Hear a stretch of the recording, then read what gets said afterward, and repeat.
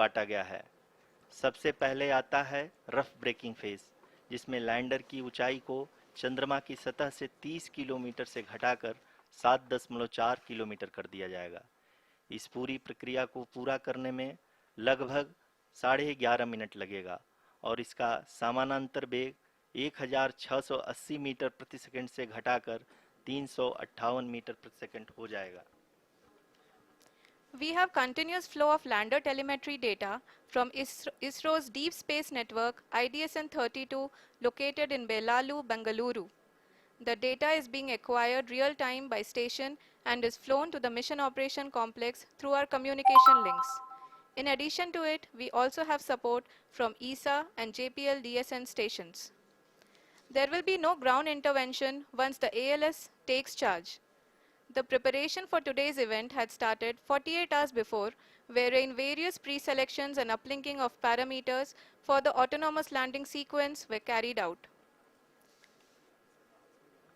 The whole descent is divided into 4 phases: the rough braking phase, the attitude hold phase, fine braking phase, and the local navigation phase or the terminal descent phase.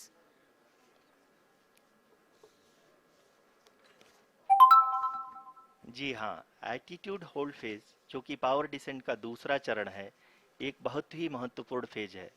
इस 10 second के small duration के दौरान lander के दो महत्वपूर्ण sensor कारा और Lasa lander की ऊंचाई की गणना करेंगे। इस फेज के पूरा होते ही लैंडर चंद्रमा के सतह से कुल 6.8 किलोमीटर की ऊंचाई पर होगा। During the rough braking phase, the lander velocity shall be brought down from 1680 meters per second to 358 meters per second. The altitude will be brought down from 30 kilometers to 7.4 kilometers at the end of rough braking.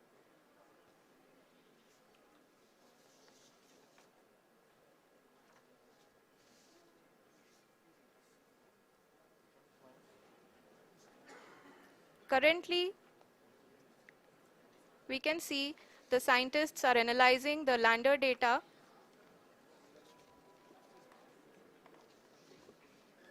जी हाँ, हम ये देख सकते हैं कि mission operation complex रूप में बैठे सभी वैज्ञानिक ये जो भी डेटा देख रहे हैं वो डीप स्पेस नेटवर्क आईडीएसएन 32 के द्वारा प्रोवाइड किया जा रहा है। और अगर हम अब बात करें पावर डिसेंट के तीसरे चरण का, जो कि फाइन ब्रेकिंग फेज होगा, जिसमें लैंडर लैंडिंग साइट से जस्ट 800 मीटर की ऊंचाई पर वर्टिकली होगा। इस चरण को पूरा होने में लगभग 3 मिनट लगेंगे और इस चरण के पूरा होते ही लैंडर की वेलोसिटी लगभग शून्य हो जाएगी। The scientists here at ISTRAC are glued to their systems, analyzing all sorts of complex data. We are very close to the powered descent, to the start of the powered descent phase.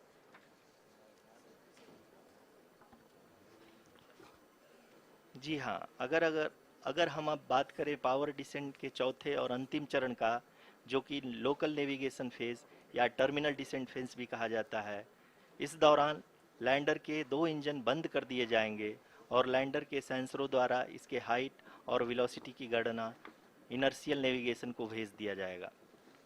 इस दौरान lander 150 metre की ऊंचाई को प्राप्त करने के बाद कुल 131 सेकंड लगाएगा। इस पड़ाव पे आने के बाद पुनः लैंडर 22 सेकंड के लिए हवरिंग करेगा।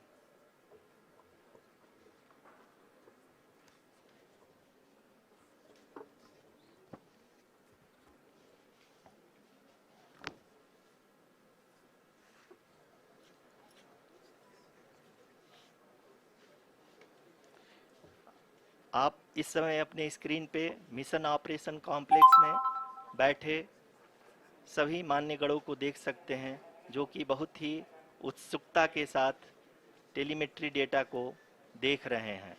अभी हम लोग पावर डिसेंट शुरू होने से जस्ट कुछ ही पल दूर हैं।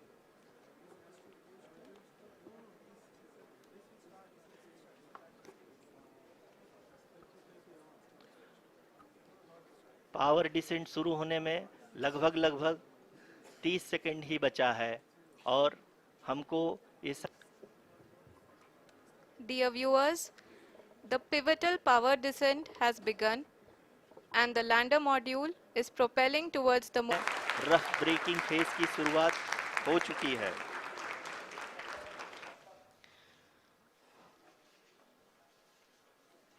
During this rough braking phase, the lander velocity shall be brought down from 1680 meters per second to 358 meters per second.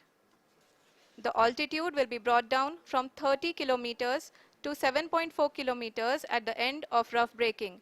All this in the duration of 690 seconds or 11. देख सकते हैं कि लैंडर अब तक कुल 191 किलोमीटर हॉरिजेंटल दिशा में चल चुका है और अभी तक इसकी वेलोसिटी लगभग 31 किलोमीटर बनी हुई है।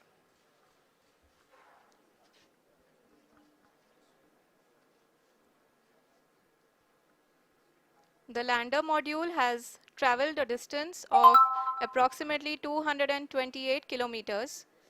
The complete downrange that will be traveled during this phase shall be nearly 713.5 kilometers.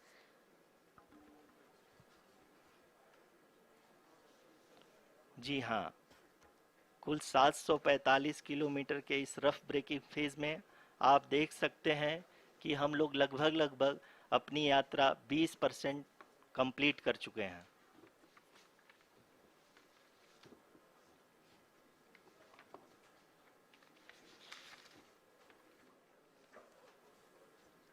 Power descent की यह शुरुआत हम कह सकते हैं कि बहुत ही सटीक और सधी हुई है, जिसमें लैंडर